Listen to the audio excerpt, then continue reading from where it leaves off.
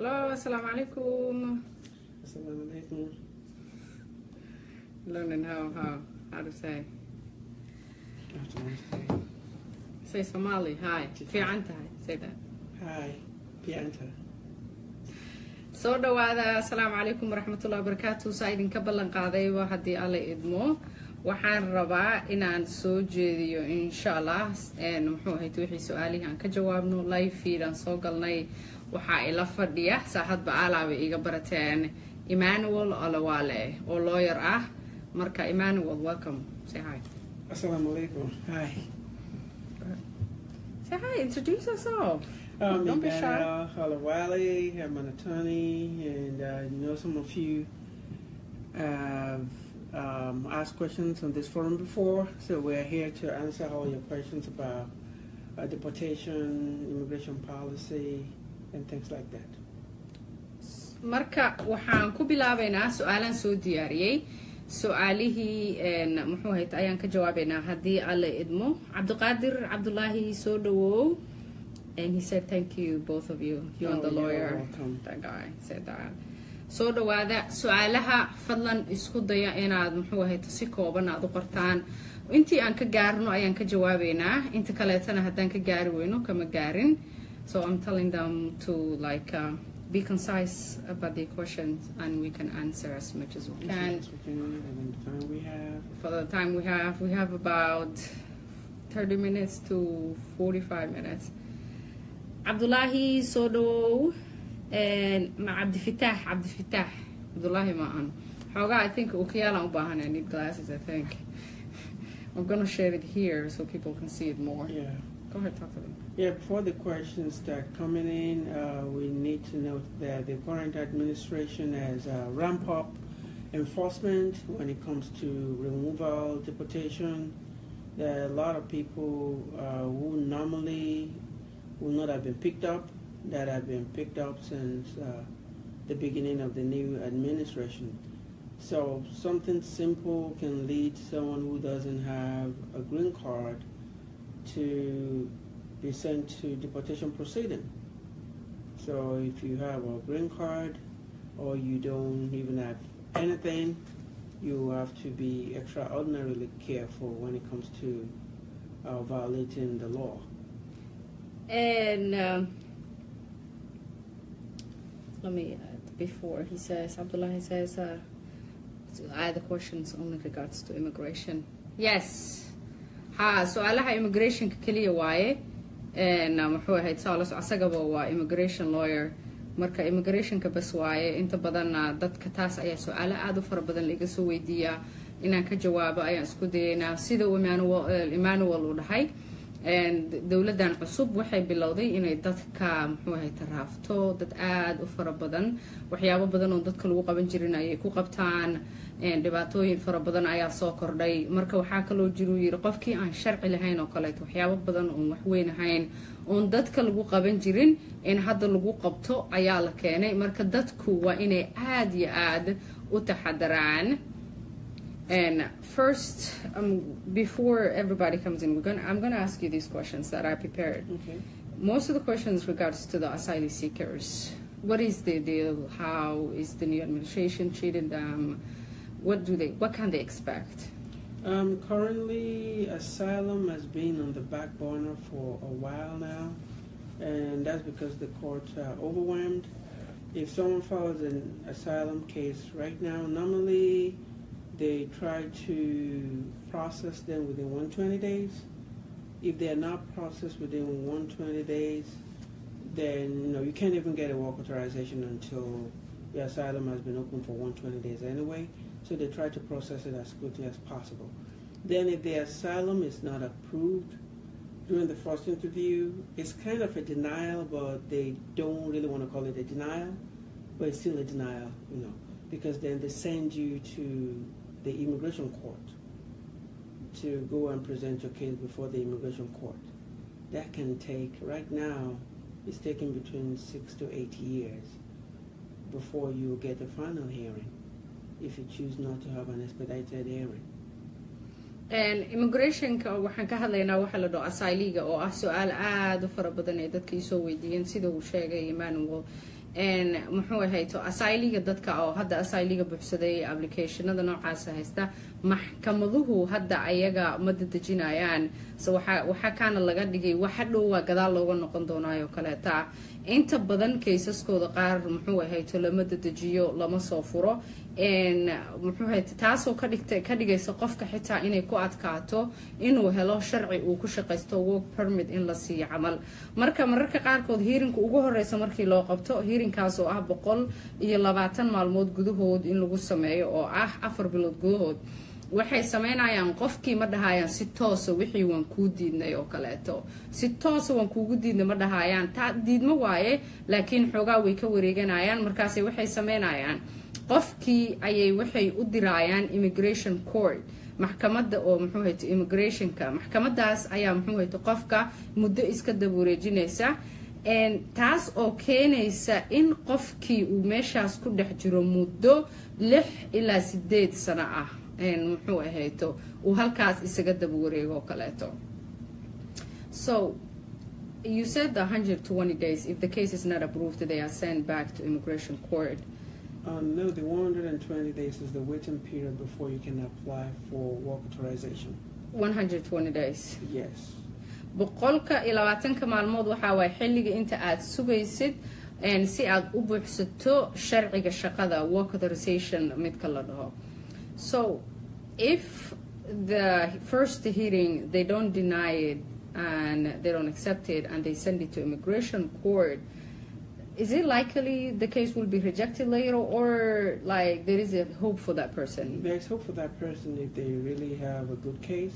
It just takes so long to get a hearing that sometimes some of the witnesses are not available, the story is not as fresh as it was, and you know, anything can happen. But if the applicant is able to get work authorization in between the time, they most often times don't feel it. The only problem is that they can't travel out, but they'll be able to work. But if they are without work authorization, it becomes problematic. So then they have to wait for the 6 to 10 years, who knows. So they will not even give them a work permit while they wait at all? In some cases they won't give them a work permit if their initial interview was conducted within 120 days. They will not? No, they won't. haddii interviewga ugu horeeyay oo qofka loo qabtay muxuu ahayd la sameeyo muddadii 4 bilood oo ugu horeysay uu application-ka soo buuxsaday work authorization lama siinayo qofkii wuxuu ku shaqaysta lama siinayo ka bacdi maxkamadii ayaa loo dirayaa hadhowtii markhaatiyadii ayaa la weynayaa case-kii wax daahay ayuu noqonayaa intii muddo ah oo aad u fardheer ayuu iska dab wareegayaa. So, what is the removal withholding cases? What are those? Withholding of removal. Yeah, withholding of removal. Withholding of removal happens in a situation where, let's say you file for asylum, and you filed your asylum in immigration court. Some people do that when they come in, they won't file. You have to put the asylum paperwork in within 1 year of coming into the country. Okay. Let's assume most people may not do that. Then when they get themselves into removal situation, that's when they file it before the court. At that time, sometimes it's over a year or two, some people may have even been there for 5 years. They may have a good asylum case, but because they filed late, it might be hard for the court to grant that. So instead of granting them, the court may not be able to grant them asylum because of the law, but at the same time, they wouldn't want to send them back to the country where they're running from if they have a credible fear of being persecuted. So what happens is that they give them something called withholding of removal, which means they won't remove them, but they can travel out. But they'll be able to get work authorization and every other thing, apart from being able to travel out. And withholding of removal waxa waaye dadka intay case-ka markay yimaadeen buuxsadeen oo sanadka ugu horeeyay aan buuxsanin oo markii haddana maxay laga yaabaa inuu case-kiisa qofkii case fiican uu yahay laakiin uu ka dahay dadka qaarkiis markay yimaadaan waxa laga yaabaa inuu ku yimid sharciyo kale oo kala duwan inuu muddo cabaar sugayay like dhowr sano wadanka joogay 5 sano 4 sano camal inuu wadanka joogay markaas ka bacdi waxa laga yaabaa inuu muxuu ahayto uu buuxsado asylum case-kiisa waxa waaye case fiican oo muxuu ahayto oo wax khatar ah muxuu ahayto inuu galaya laga yaabaa qofkaas uu ka soo cararayo wax run uu jiro ay yihiin oo la cadeyn karo laakiin waqtigii oo daahay marka waxay sameynayaan in qofkii wadanka laga saaro oo la musaafiriyo waa la celinaa haddana saasay tahay wuxuu ku shaqaystay in la siiyo waa laga yaabaa laakiin qofkii qof bixi karo muxuu ahayto ma noqonayo oo qofkii intii muddo ah ayuu muxuu ahayto maxkamadii uu ka daba wareegaya oo wixii ay soconayaan. So the question is, the people who are getting deported right now, like withholding removal, are those some of the people who are getting deported right now by ICE? No, when you have a withholding of removal, you don't really, it's like DACA, meaning, you know, like deferred action. Mm-hmm. It's like you are removable or deportable, but they just choose to withhold the removal. So if you are to commit any kind of crime, then they can remove you. What kind of crimes? It depends, maybe felony, then any kind of aggravated felony, robbery, things like that, domestic violence, can lead to revocation of withholding of removal. Those are crimes that would affect someone with a green card too anyway. So if you have, like recently, a DACA kid was deported because he got convicted of some crime. You know, the same thing can happen to someone with a withholding of removal if you get convicted of some serious crime. qofka marka hadii uu inta la yiri sug oo maxkamadii intuu ka dawreegay laakiin qofkii uu dambi galo sidii muxuu dambi weyn oo kale sida domestic violence waxa la dhaho kale ninkii naagta isdagaalay ama qof uu dhaawac geysto ama qof uu muxuu ahaytay isdagaalaan oo kale waxa laga yaabaa qofkaas marka maxkamadii qofkii tiri yaan la dhoofinin oo la celinin in laga saaro mid kale to dadka muxuu ahayto dambiyada xitaa qaarkood hadda dadka green card ka haysta laftirkooda ayaa lagu musaafurinayaa. So let's go back to the green card holders. What are the cases that are making them getting, are any green card holders who came here as refugees getting deported as of right now?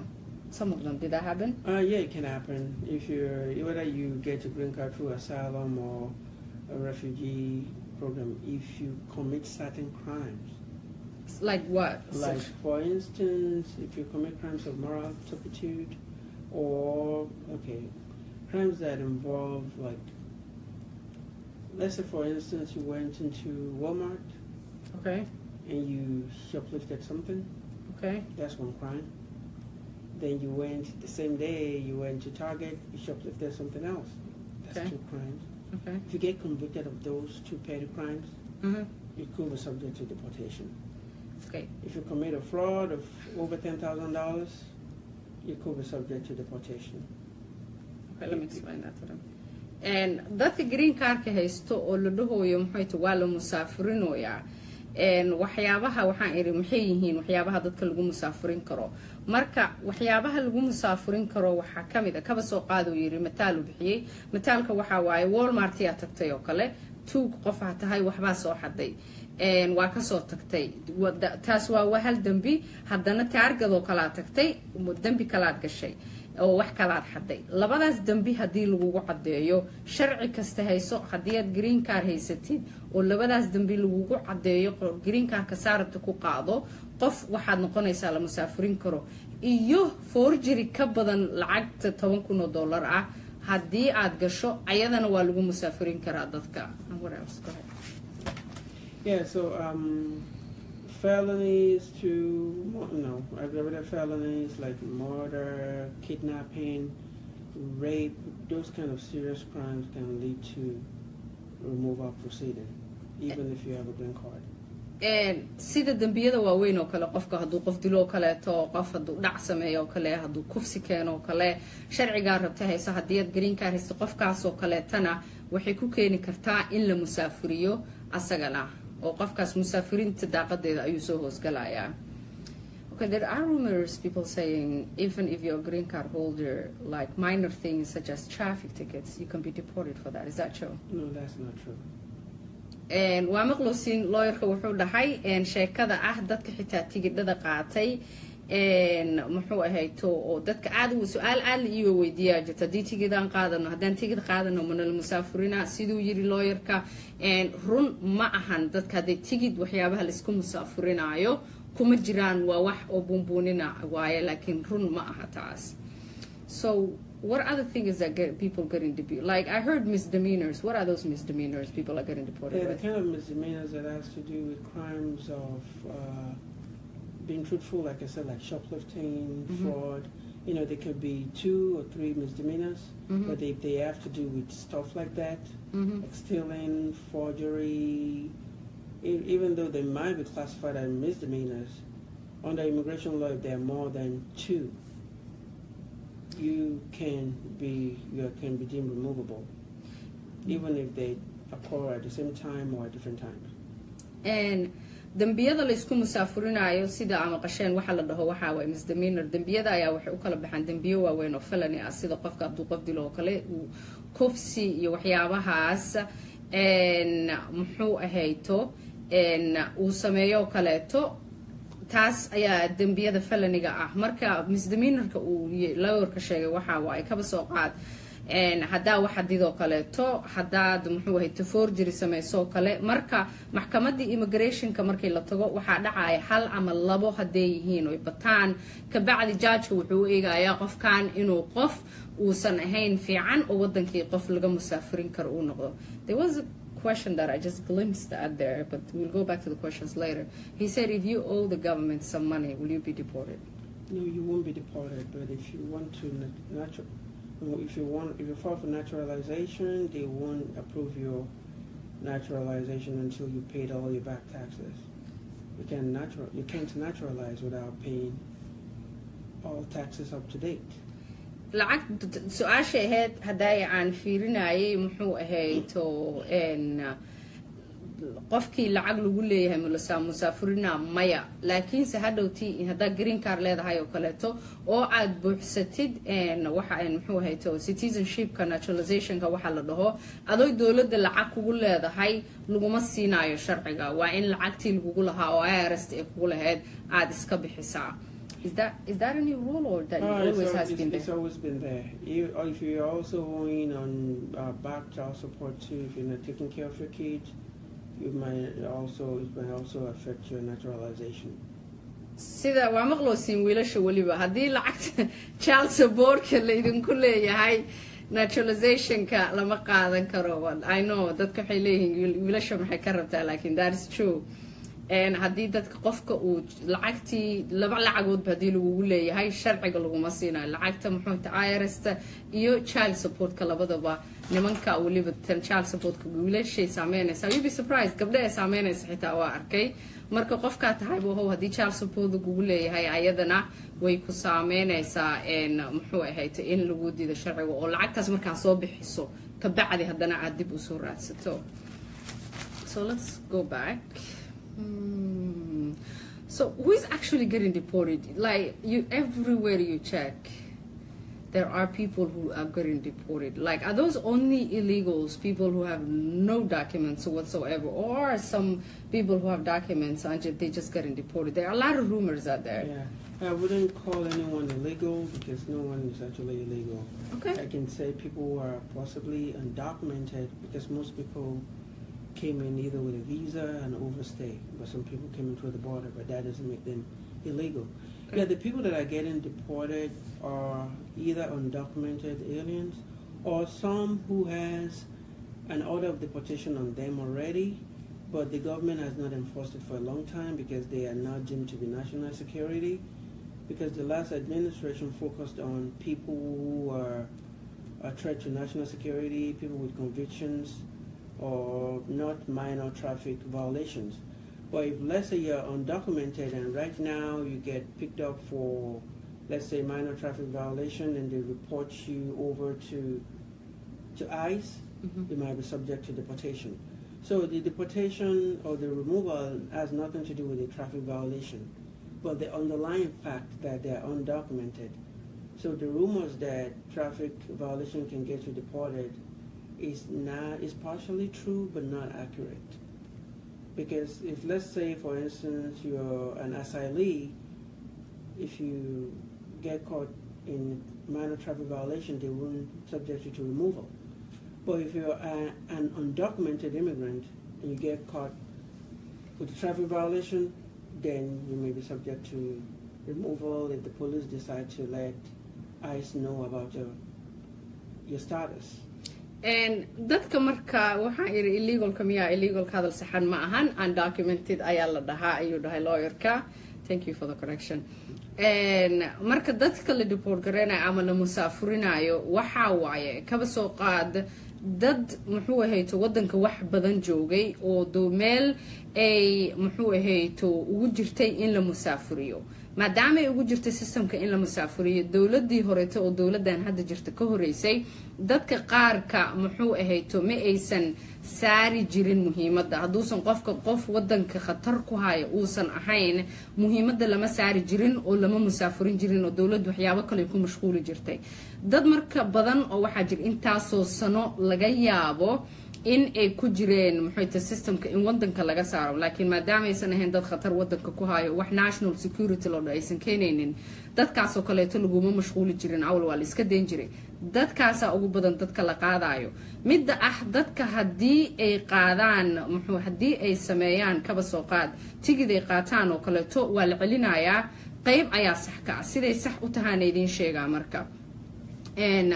muxuu ahayto sida ay sax u tahay waxa waaye in muxuu ahayto kaba soo qaad sharci malihid wadanka sharci kuma joogtid tigida lagu qabtay hadii marka booliiska ku qabtay ay la socod ay systemka way arkayeen in sharci leedahay in kale hadii la socodsiiyaan ICE in qolada muxuu immigrationka in lagu soo qabtay laakiin wixii markii hore lagu soo qabtana ay ahaayeen tigid caadi ah laakiin aadan wadanka wax sharci ah aadan ku joogin ay laakiin ayaga ay tibsiyaan oo dhahan qof hebel aheena qof hebelna sharci ma laha laakiin anaga saana u soo qabanay ka bacdi qofkaas waa la musaafurinaya. And that's where the issues of sanctuary cities come in. I know a lot of us have been hearing on the news about sanctuary cities and things like that. Sanctuary cities are cities that decide not to share information about people's immigration status with the federal government. So for instance, Columbus is one of those places where the mayor decided that they wouldn't do that. But I've seen situations where someone who was picked up for a regular traffic situation ended up in ICE custody. So with cities that are not sanctuary cities, like maybe Arizona for instance, you have a busted tail light, you're undocumented, you may find yourself in removal. In places like California, you won't have such a problem because they refuse to report to the federal government. Sanctuary cities kan dib ugu noqonaynaa hadeertaan muxuu ahayto sanctuary cities wataan ka soo sheegnay waa magaalooyinka nabadgelyada ah oo muxuu ahayto booliiska muxuu ahayto dhaqan galiya sharciga magaalada oo regular booliiska caadiga ah iyo ICE inaysan wada shaqeyn gaar oo xagga immigrationki dadka in la qaada aysan ka dhaxin kaba soo qaad lacala adiga Faarax ama Cali waxa lagu soo qabtay muxuu ahayto tigidka markii lagu soo qabtay hadii magaalada nabadgelyada oo sanctuary city la dhaho aad joogtido kaleeto waxa dhacaysa looma sheegayo ICE qofkaan lagu soo dambigii lagu soo qabtay wuxuu rababa ha ahaado muxuu ahayto waa lagu oogaya wuxuu dambigii lagu soo qabtay dawladdaas kugu oogaysa laakiin wada shaqeyn gaar ah kama ay dhaxayso ayaga iyo ICE oo ma dhahayaan warkaale anaga dambigaana ku soo qabanay qofkan waa ka dhamaysanay kaale sharcina ma uu lahaanay qaada sida magaalooyinka oo yiri muxuu ahayto laakiin hada New York oo kale magaalooyinkaasi ku jirta Boston is one of them, right? Yes. Boston, New York, San Francisco magaalooyinkaas oo dhan sanctuary cities waay Columbus sanctuary city qayb sina way u tahay mana ahan mayorka magaalada ama duqa magaalada wuxuu yiri lama shaqeynayno ICE oo anaga uguma yeerayno dadka hadana lawyerku wuxuu dhahoyaa dad qaar saas ay ku dhacday waa arkay marka laakiin magaalada ahaan sharcigeeda u degsan magaalada oo u qoran kuma yaalaan in muxuu ahayto qof muxuu ahayto sanctuary city magaalada tahay dad aad u fara badan oo bushkareena in magaalada sanctuary city laga dhigo oo sharci la qoro oo la soo saaro oo wax hadal kaliya uu san ahaanina wax la qoro uu noqdo ilaa hadda marka welitana ma ay dhicin. Yeah, then I saw a question over there about if you're applying for citizenship and you set up a payment plan for your taxes, will that be a problem? No, it wouldn't be a problem, but your citizenship will not be approved until you finish paying up on the payment plan. midda su'aal waxaa la weydiiyey haddii payment plan la gasho dawladda muxuu ahayto oo IRS lacag kugu leedahay oo kale miyay saameynaysaa midda inaad sharci qaadato naturalizationka lagu siiyo ha sino u saameynay kaama celinayso markaas ayada waad buxsan kartaa laakiin sharciga lama approve oo laguma dhameystirayo in lagu siiyo shahaadada ilaa aad lacagtaas IRS kugu leedahay aad iska dhamayso. How long has it been? 26 minutes. 1 minute. No, we have so hadda marka let me go back to that. I wrote a lot of stuff. Sally, who's actually I think we answered all of them. Marka hadeertaan waxaan ku noqonaynaa su'aalahan isku dayaa inaan ka jawaabo ala inta awoodeenada waxaan noo dhiman about 45 minutes aan dhahay, so 15 minutes amala noo dhiman. Marka telefoonkan soo qaaday, let's hope muxuu ahayto inay shaqayso. Let's hope these things work, you know. Peace be to you too, Jamie A's. What did he say? Question kawaran hadaad been sheegto interview citizenship wax inuu mariso immigration. So is this guy saying if you lie on your naturalization and interview, will you be deported? It depends on the kind of lie. They call it misrepresentation. If they think the misrepresentation is material, then they can put you in removal. Let's say, for instance, now they found that maybe you got married through, you got your citizenship through a marriage to a U.S. citizen, and they found out that the marriage was a sham. That's a material misrepresentation. Then they can revoke your citizenship or deny it. And so actually ahayd muxuu ahayd hadaa bay ka sheegto marka naturalizationka ama interviewga citizenshipka aad marayso kaleeto ma lagu celin karaa mid haddii waxa uu yahay material oo sida sharciga aad ku heshay guur laakiin guurkii aad sharciga ku heshay sharci kaliya uu ahaa uusan ahayn guur caadi oo kaleeto ay taas soo ogaadaan ay haddana xaqiijiyaan muxuu ahayto waxaan waa lagu diidi karaa sharciga oo dib ayaa lagu celin karaa. But there's actually a case before the Supreme Court today, and they had an argument which might change even that rule. It's a case of a Serb woman who came here. She got asylum and eventually became a citizen. But on her application, she claimed that her husband was also persecuted, and only for them to find out later on that he was part of the Serb army. So the government put them in removal proceeding and they deported them. The case has made it to the Supreme Court. And from the way the justices were asking the government lawyers questions, it seems that they might repeal or make that part of the law illegal, or it may not be constitutional. So, but they haven't ruled on it yet, but this is just from the kind of questions they were asking the government attorneys. Where is she from? Serbia? She's from Serbia. Naga jirtu yiri. That was today. That was today. Naga jirtu dhahay hadeertaan muxuu hayto keeskeeda oo Supreme Court ka tagay wadanka wixii ka timid la Serbia asylum waaye muxuu ahayto markay asylumka case-ka sheeganaysay ayay waxay tiri ninkayga dadkii dibka loo geystay ayuu ku jiray anaga prosecution dib ayaa laygu hayay anigii ninkayga hadhow dawladdu waxay soo ogaatay ninkeeda inuu ciidamada ka tirsanaa Serbia kabacdi waa la celiyay ayadii marka keeskeedii hadda wuxuu joogaa Supreme Court-ka sidii ay u hadlayeen uu dhahay nimanka muxuu tajaajinta oo Supreme Court-ka joogana waxay u egtahay taas in muxuu ahayto sharciga laga saari doono oo dib loo celin doono xitaa.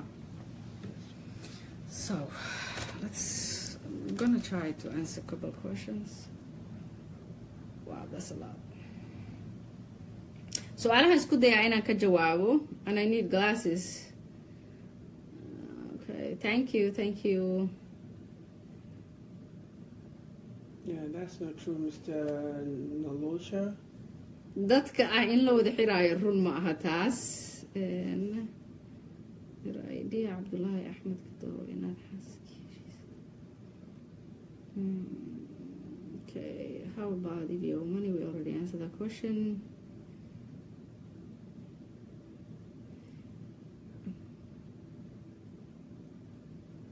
So how about if he said, the way he phrased the question, this guy said, how about if you did not commit the big crime, will you be deported? Yeah, I think we already answered those questions. There's nothing like small crimes when the crime has to do with dishonesty. So if you're convicted of 2 of them, even if they're misdemeanors, you might be subject to removal. And muxuu ahayd dambiga xataa hadduu yar yahay laba noqdaan oo kaleeto qofka waa la musaafurinaya. For example, if you owe money, okay. Mar walba waxaa laygu eedayaa su'aalaha kama jawaabtid. Marka caawa waxaan isku dayayaa su'aalaha inaan ka jawaabo. Ka waran haddaad been ka sheegto. Okay, the live question we already answered that. What about Kansas City? And Esmond Gure, Kansas City ma fahmin waxaa ka wadid. Oh, how about unemployment problem, forgery or something like that? Unemployment. As if you, what does that mean? I think it may be like if you get an unemployment and they maybe forgery or something, a fraud. Well, if you get convicted of it, you might be, and the money is over $10,000. Yeah. Haddii unemployment ay tahay oo kale. Already.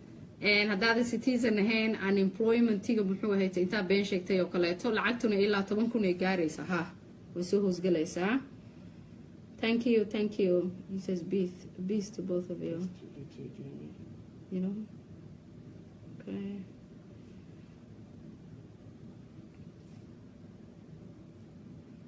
Okay, how about tax return? Okay. Yeah, we answered that question. My asylum was denied and I'm ordered removed. I got married as a citizen. Can I get a green card?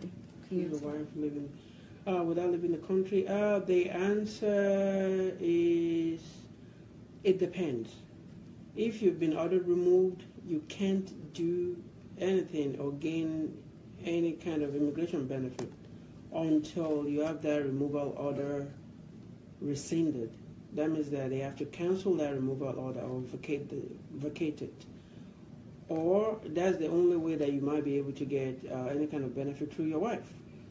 The other way of doing it is, let's say after you've been ordered removed for over 10 years, you can file for something called cancellation of removal. But there is no guarantee that it will be granted. So the simple answer to your question is no, unless you get that removal order vacated by the judge. And haddii qofka in wadanka laga saaro meesha ugu jirto oo asyligi loo diiday xaas uu guursaday citizen ka bacdi sharci kuma uu helayo ilaa orderkii ahaa amarkii ahaa in muxuu ahayto laga saaro muxuu ahayto removalkaas meesha laga saaro ka hor kuma uu helayo qofka sharci xaaskiisa cusub. But then if they found that your asylum claim was a sham in the first place, you will, if let's say in the finding of your asylum case they thought that maybe you are not credible and that you are lying, you will be forever barred from filing any kind of immigration benefit. And haddii xitaa markaas ay soo ogaadaan oo kaleeto case-kii markii hore lagu diiday oo muxuu ahayto ahaa asylumka been ahaay oo kaleeto lagu soo ogaado oo kaleeto taas waxay keenaysaa abadan in laga celiyo inaad wax immigration faa'iido oo sharci aad ka hesho wadanka. Okay. Visa US codsi that please dadku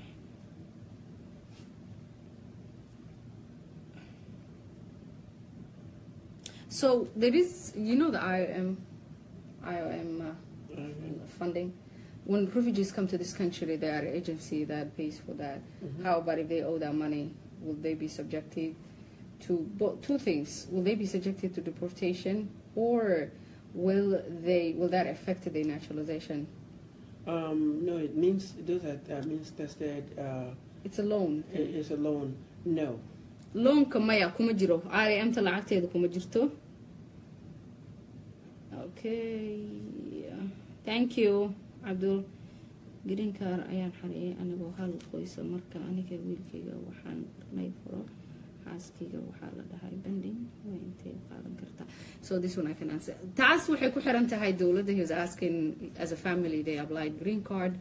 The children and him got it, but the wife is saying pending. What can I do? I said you just have to wait. Wali waa inaa sugtaa le kaas waaye wax kale ma ahan. Waqti aad u yaraa ii haray marka people green card, can they travel out of the country, can they come back? Yes. Way soo bixi karaan, way soo noqon karaan. Travel banking mar hore la joojiyay kaas waa hore aniga asagaba ka hadalnay soo maahan. So how about if you're a citizen and you commit a felony? If you're a citizen and you commit a felony, they have no way to deport you but the United States. Qofka haddaa citizen tahay oo felony aad gashid oo kaleeto kuma deport garaynayaan. And how much time we got left? So we got about 8 minutes. Marka waxaan isku dayayaa walaashay ii jawaabo. Abo uma jeedo Saciid Jaamac waxa ay dhahday waxyaabaha my asylum. Okay, taas waa ka jawaabay. Mala tarxiilaya ruuxa sometime uu ruuxa xaakimka u diido sharciga same time. Abo ma ku fahmin Cabdi aga Ali Bilal.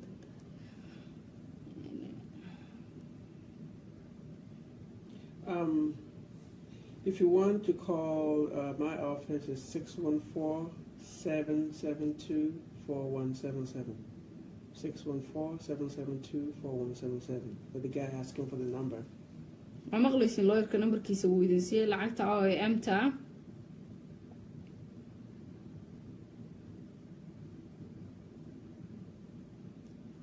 What is she saying? Is that true? That question doesn't... Online. Yeah, it's not clear. Maana ku fahmin abayo. Abra. Okay. I really need glasses, right? What about me? I have a removal order to leave the USA to Canada. I need...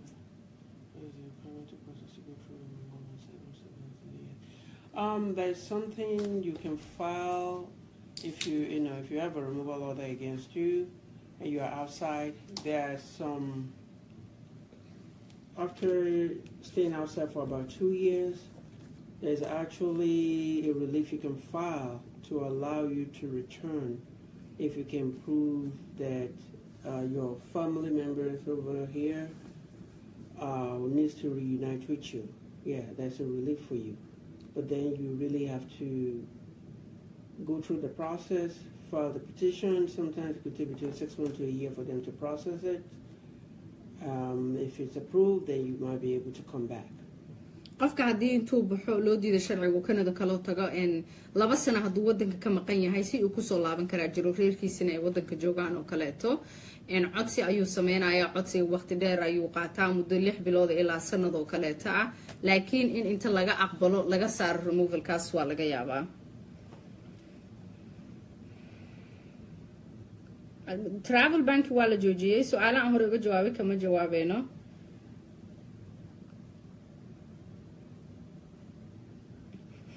That guy is saying I have 2 wives. You say he has 2 wives? Mm-hmm. But you can't file for both of them. Uma buuxin kartid labada. Hal mid bas aa u buuxin kartaa. So we got like 5 more minutes. Can you repeat the number for him? Yeah, 614-772-4177. Hi, Ayana Timajalik. Thank you. Thank you, Abawama. 614-772-4177. سؤال أبايو asylum granted qofkii oo ah faraha green card-ka ma fahmi su-aashaas Amina wixii aan fahaalaha qaarkood okay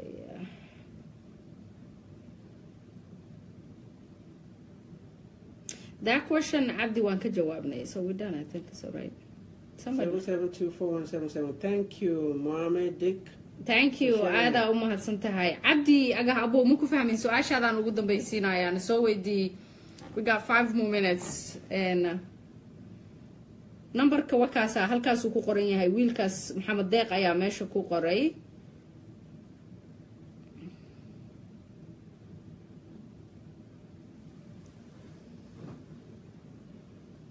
su'aashaasayto markaan ka jawaabi karaa this guy is asking about Ahmed Gab that he filed a petition visa for his daughter, and he made about 40,000. I think it's the affidavit of support. That's a question that will have to be answered when I can answer that without seeing all the financials. qofka dhaqaalihiisa aanu arkin uu yiri taas midaan hadda ka jawaabi karno ma ahan. Somalia they can travel with green card and can go anywhere, right? Yes. Doesn't matter. Yes. meesha rabto ku aadi kartaa green card kaaga waad ku soo noqon kartaa. Okay, did the guy answer? waxay rabtaa inay passport xariisato anigana waxa ii qoran single maxaa looga baahan yahay. So he's saying his wife wants to file for naturalization, but his paper and legal paperwork and everything says he's single. What can they do? His wife wants to file for naturalization, but what? I think they're not legally married. Let's put it that way. They're not the legally system, married? yes. Yeah, but if the wife has lived in the U.S. for more than 5 years and she didn't get a green card through the marriage, there shouldn't be a problem for her filing for naturalization. And way buuxsan kartaa gabadha sharciyada. No, I think the question was they're not legally married, but they are married. Okay, I got it. And they're traditionally married? Yeah, they're traditionally married, okay. But they're not legally married. So she wants to file for naturalization. It got nothing to do with the documents. So what should she put down in the paper? I think that was the question. She's single. She's single. Yes. Single waay waa maqluusa haddaysan sharciyan waddankiina isku qabin. So waqtigii wuu dhamaaday. We got 2 minutes. waa dhameynay aad iyo aad. Thank you very much. Thank you for tuning in and for staying with us throughout the whole period of this question and answer session.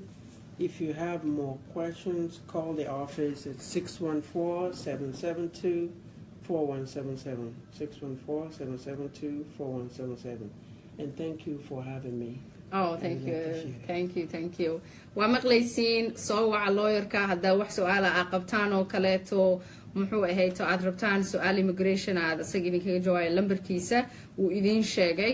dadkiina reer Columbus dhanka Westerville ayuu degan yahay. And what is this street called? That's Caron Drive? No, not the other one, the big road.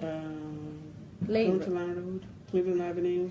meesha oo wuxuu ku yaalaa oo Westerville oo dadka ciyaaleyda garanayo childrenska ay ku yaalaan dhismaha geesta kale ka xiga muxuu ahayta ama Westerville Recreational Center ayuu ka soo horjeedaa.